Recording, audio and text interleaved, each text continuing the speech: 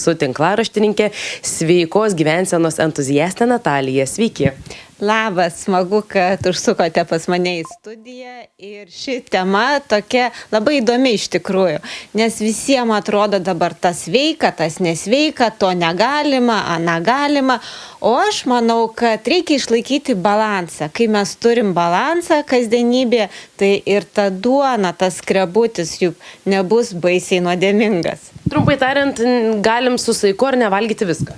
Taip, reikia turėti saiką, reikia turėti įvairovę. Svarbu, aišku, kad mūsų mityboje vyrautų spalvos, spalvinė gama, būtent iš maisto, kad daugiau būtų augalinio maisto, bet tą duoną mūsų mėgstamą tikrai nereikia nukišti giliai į stalčių, į spintelę ir sakyti kategoriškai ne.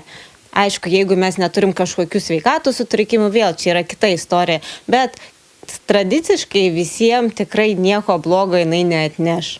Nueinam į prekybos centrą ir dabar pasiūla kai kur milžiniška.